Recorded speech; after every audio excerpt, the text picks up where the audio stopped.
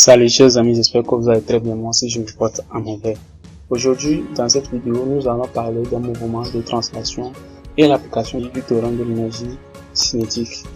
Alors, voici le chapitre, ça va parler de mouvement de translation et l'utilisation du théorème de l'énergie cinétique pour la translation. L'objectif de la vidéo, c'est de connaître la définition du mouvement de translation, connaître la définition d'une force constante et le travail, savoir comment déterminer le travail d'une force au cours de son déplacement. Ici, la définition du mouvement de translation, on dit qu'un solide effectue un mouvement de translation, c'est quand tous ces mouvements ont la même vitesse à chaque instant.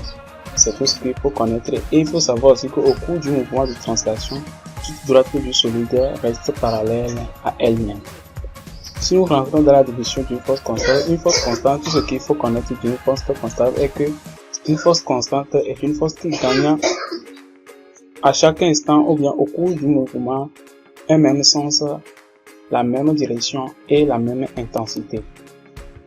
Si nous arrivons sur le travail d'une force au cours de son déplacement, à base de ce chemin, on peut donc dire quoi? Le travail d'une force se déplaçant d'un point à un autre, c'est-à-dire du point A vers le point B, est le produit scalaire de la force F vectorielle et du vecteur AB. Alors, ici, c'est ça qu'on a donné la formule en bas. Donc, le travail est noté W de la force F. Donc, la force F est mise en exposant. La force F, donc, c'est un vecteur. La force F se déplaçant de A vers B. Le mouvement s'effectue à partir du point A vers le point B. Alors, ça veut dire quoi? C'est le produit scalaire entre le vecteur de force et le vecteur AB. Donc, le produit scalaire entre deux vecteurs est donc quoi? L'intensité, c'est-à-dire la norme de chaque vecteur fois cosinus de l'angle formé par les deux vecteurs. Alors, c'est ça qu'on a changé ici. Donc, ce qui fait que le travail ici est égal à F multiplié par AB multiplié par cosinus de l'angle formé qui est donc alpha.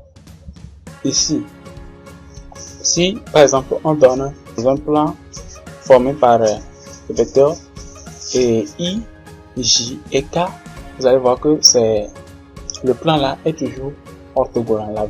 Chaque vecteur est donc orthogonal.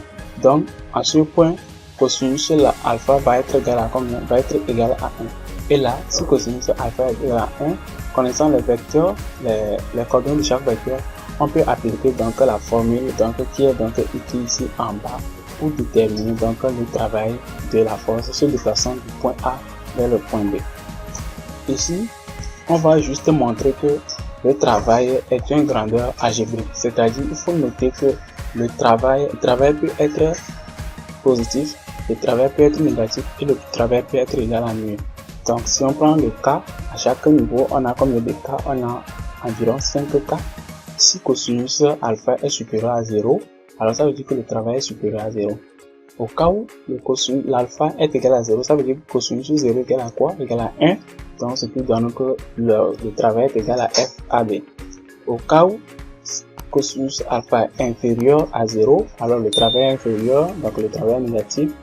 Et si donc alpha est égal à pi ou bien 180 degrés forme un angle de 180 degrés, alors le travail serait égal à quoi? Le travail est égal à serait négatif et qui donc va donner moins FAB parce que cosinus pi est égal à moins 1. Et là, cosinus alpha, si cosinus alpha est égal à 0, on verra que le travail est égal à 0 au moment où alpha est égal à quoi? Est égal à pi demi.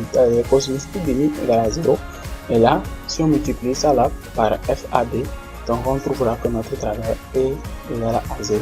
Donc, dans cette vidéo, dans cette partie, on a bien démontré que le travail est une grandeur algébrique. Donc, le travail peut être positif, le travail peut être négatif et le travail peut être aussi nul.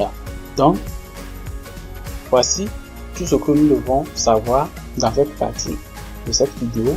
Si vous êtes nouveau sur la chaîne, je vous invite à s'abonner et activer la cloche de notification pour ne rien rater de nos prochaines vidéos.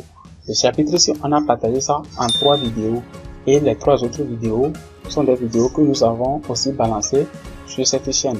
Si vous cherchez les liens, ils seront dans la description, où vous cliquez et vous allez vous retrouver dans les prochaines vidéos bien fichées à l'écran. Donc, la vidéo prochaine. Donc, nous vous invitons à rester vigilants sur notre chaîne pour découvrir les précieux résumés que nous essayons de faire et les exercices que nous essayons de traiter et postons sur cette chaîne. Merci beaucoup et on se retrouve dans l'autre vidéo. Ciao.